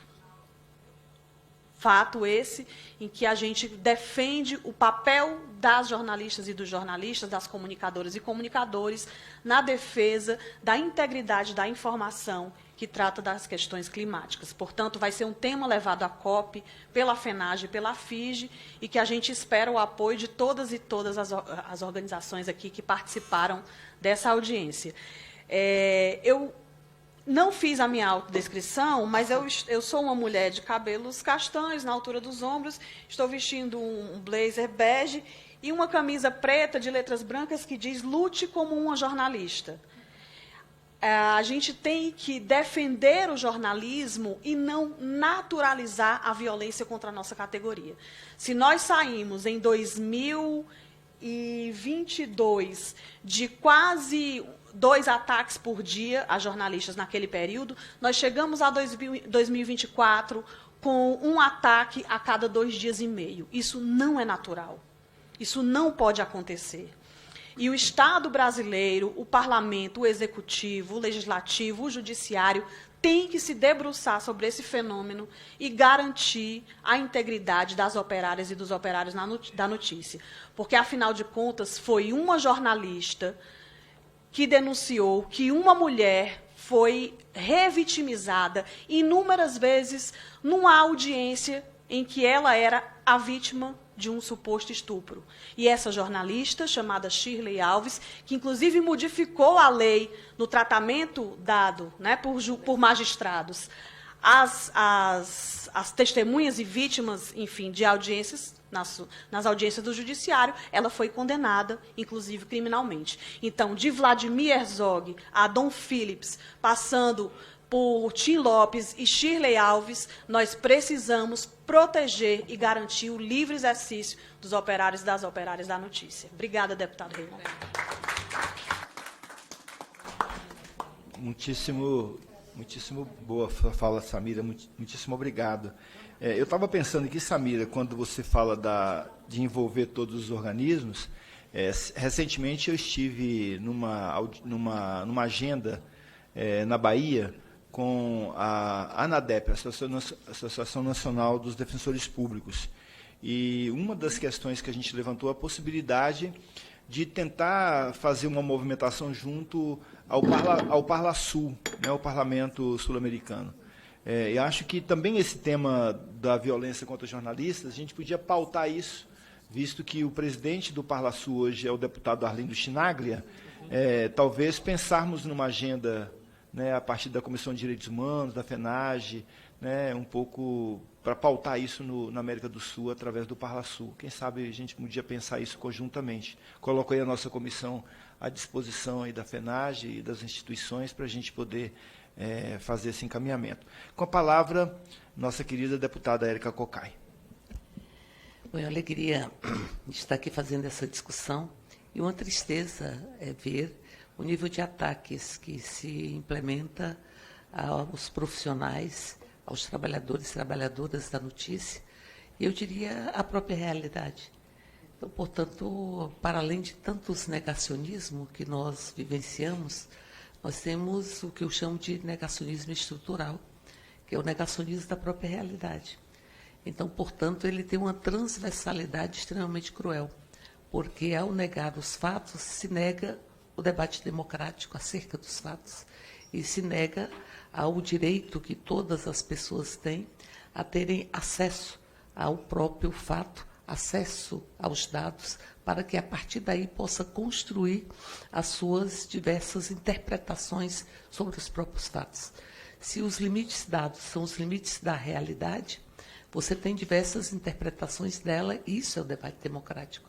Se você açoita a realidade de forma muito estruturante, de forma muito contumaz, de forma muito persistente, e você substitui a realidade por narrativas falaciosas, você, dentro desta narrativa, só cabe quem pensa da mesma forma. Portanto, é um ataque muito brutal à própria democracia. Em tempos que lutamos de forma tão diversa, mas tão intensa em defesa da democracia, nós precisamos assegurar a importância, o exercício pleno dos profissionais de imprensa para que nós possamos assegurar o princípio básico do próprio processo democrático, que é a consideração das realidades que estão postas e, ao mesmo tempo, a possibilidade de construção de consciências críticas.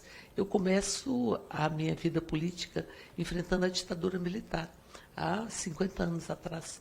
E há 50 anos atrás, a imprensa era amordaçada de forma muito literal e muito despudorada.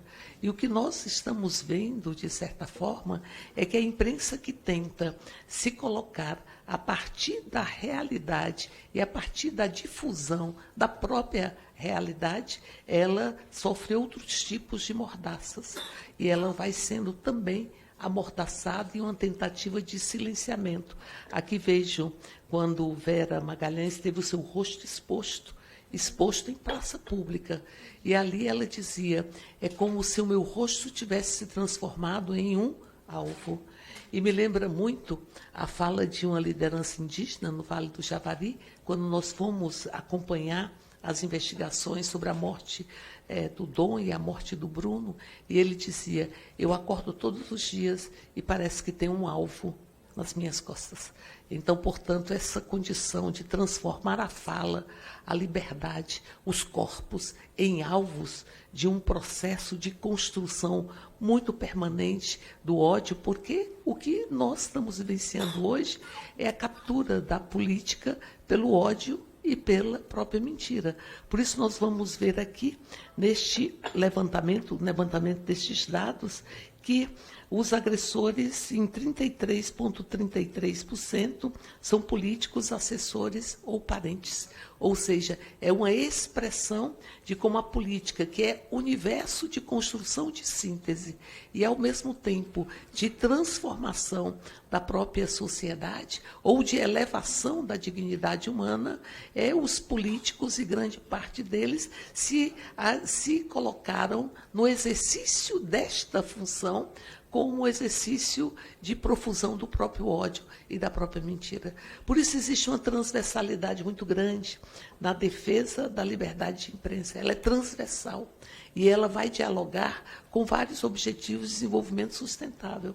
Ela vai dialogar com o bem-estar, ela vai dialogar com a liberdade, ela vai dialogar com a construção de uma sociedade sem desigualdades de direitos ou sem esse processo de construção de uma lógica de gênero, de subalternidade. Ela, por si só, pontua como tudo o que diz respeito à liberdade com a construção de direitos. A liberdade é elemento fundamental para que nós possamos ter os direitos. E os direitos e a liberdade, portanto, compõem a retroalimentação absolutamente fundamental da própria democracia.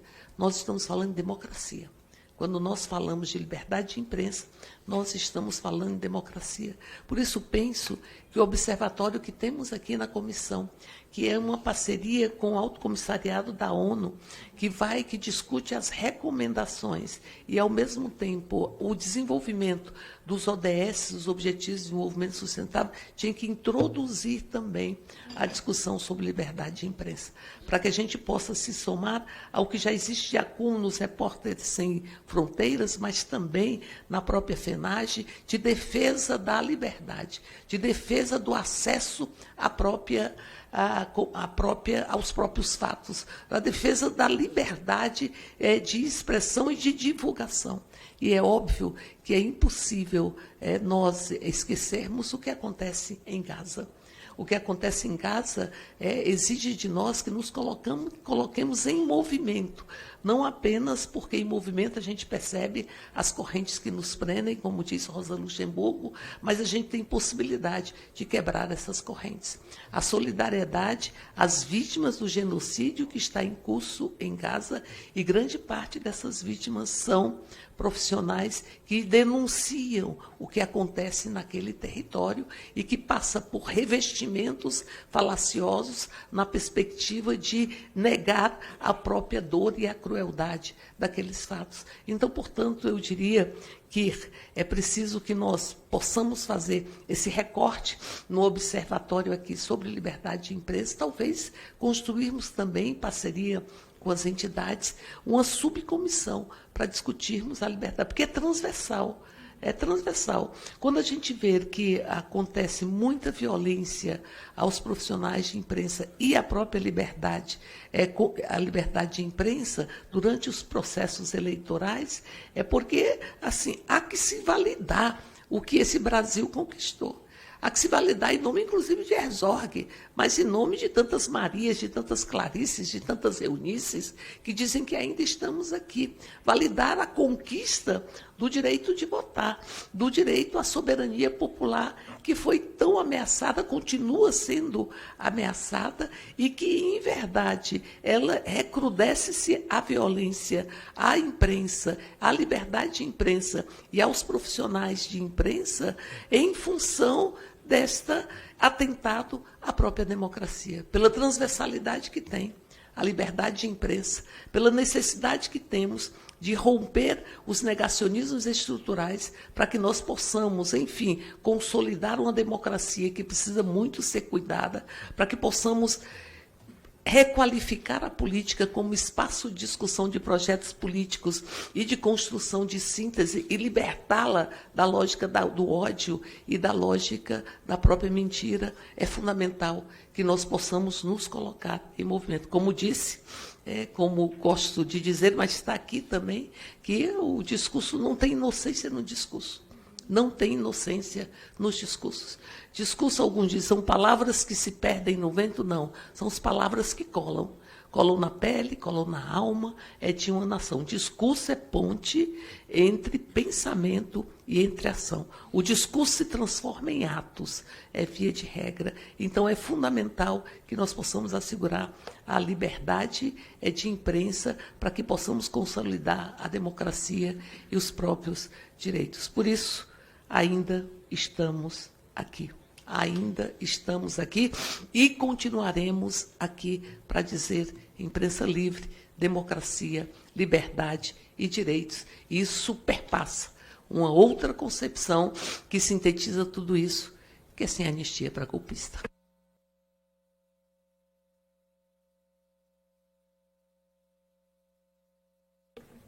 Muito bem. Sempre tão iluminada, né? Sempre tão potente a fala da Érica, e potente no sentido de que é um discurso que se desenrola para que as ações aconteçam. Quero agradecer a todos e todas por esse nosso debate, nossa conversa, agradecer a presença da deputada Érica Cocai aqui conosco, nossa vice-presidenta da Comissão de Direitos Humanos, Minorias e Igualdade Racial, agradecer também a FENAGE, né, de modo particular aqui na figura da sua presidenta, a Samira de Castro Cunha, agradecer também a Repórteres Sem Fronteira, através aqui da Bia Barbosa, que, né, que representa um coletivo muito grande de pessoas envolvidas com o tema, o Vitor Frank, nosso companheiro que está lá na Senajus, no Ministério da Justiça, e também as suas companheiras, né, de trabalho que estão aqui com a gente, agradecer a Letícia Klein, que está conosco aí virtualmente, que também contribuiu muitíssimo para nós, e que na sua fala a gente acabou recobrando a figura do nosso companheiro, né, assassinado lá no estado onde moro, o jornalista Tim Lopes. Agradecer a Marina Pita, que é da Secretaria da Presidência da República, Secretaria da Comunicação Social, da SECOM, e o Otávio Costa, esse companheiro aí que tem, né, travado um debate importantíssimo na Associação Brasileira de Imprensa, esse espaço que é um espaço de democracia e, portanto, um espaço de luta para que a imprensa permaneça e siga livre, né, siga fazendo o seu papel. A todos e todas, muitíssimo obrigado. Agradecer também aqui à Comissão de Direitos Humanos, os técnicos da comissão, os serviços aqui da Câmara Federal, a todos que contribuíram para que esse debate ocorresse da melhor maneira possível. E nada mais havendo a tratar, pegar aqui o texto tal qual, declaro encerrada então a nossa reunião, mas também convocando reunião ordinária para amanhã, dia 21 de maio, às 14 horas, neste mesmo plenário 9. Está encerrada a nossa reunião.